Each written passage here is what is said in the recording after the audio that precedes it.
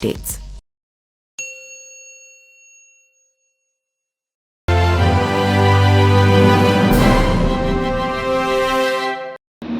नमस्कार, मेरा नाम पिंटू सिंह यादव है और आप देखना शुरू कर चुके हैं न्यूज़ लाइव। दोस्तों, उत्तर प्रदेश के 10 विधानसभा के उपचुनाव के संग्राम ने हलचल बढ़ा दी है। बीजेपी और सपा के सामने 5-5 सीटें बचाने की चुनौती। अखिलेश का अभेद दुर्ग भी शामिल है। जी हाँ, बात करें तो लोकसभा चुनाव में आशातीत परिणाम न मिलने से चिंतन में डूबे बीजेपी ने, यानी कि एनडीए खेमे की चिंता 7 राज्यों की 13 सीटों पर हुए उपचुनाव के परिणामों ने और भी बढ़ा दिया है। 13 में से सिर्फ 2 सीटों पर सिमटी भाजपा के लिए ढाढ़स का तर्क हो सकता है कि उपचुनाव में सत्ताधारी दल के प्रभाव रहने का ट्रेंड है, लेकिन यही तर्क सबसे बड़े राज्य उत्तर प्रदेश में भी बड़ी चुनौती के रूप में उसकी प्रतीक्षा कर रहा है, जहां वो सत्तासीन है।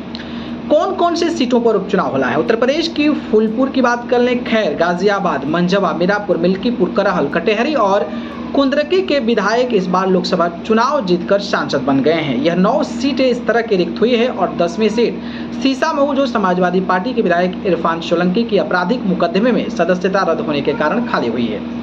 आपको पता ही होगा कि लोकसभा में सपा की अच्छी प्रदर्शन रही है। इन सीटों पर उपचुनाव की भी घोषणा नहीं हुई, लेकिन इनकी तैयारी मुख्य विपक्षी सपा के साथ ही भाजपा ने शुरू कर दी है। समाजवादी पार्टी ने लोकसभा चुनाव में आशातीत प्रदर्शन के लिए, लेकिन अब उपचुनाव में प्रदर्शन दोहराकर यह साबित करने की चुनौती है कि लोकसभा चुनाव में जो नतीजे आए हैं उसका ठोस आधार भी है। भाजपा के रणनीतिकारों की चिंता है, जबकि भाजपा के पास लोकसभा में बनी धारणा को तोड़कर इन उपचुनावों के माध्यम से कार्यकर्ताओं को ऊर्जाकृत करने का मौका है। हालांकि इन सीटों के समीकरण भाजपा के रणनीतिकारों की चिंता का अधिक विषय है।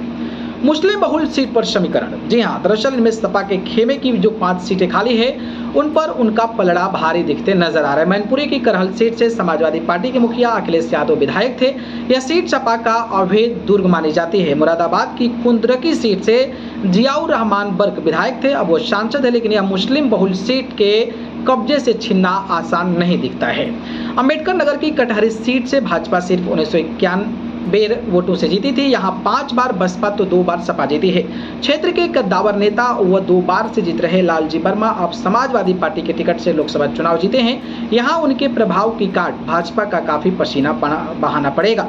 इसी तरह फैजाबाद लोकसभा सीट के तहत आने वाले मिल्कीपुर विधानसभा सीट पर भी सबकी नजरें जो है वो टिकी हुई है। अब देखना ये होगा भैया कि जो उपचुनाव होने वाले हैं उसमें किस तरीके की चीजें नजर आती है। क्या सच में योगी आदित्यनाथ वहां पर जीत पाते हैं या फिर अखिलेश यादव दबदबा बना पाएंगे? इस पर नजर बनी रहेगी। बाकी आप लोगों को क्या लगता है, कमेंट बॉक्स में बताइए।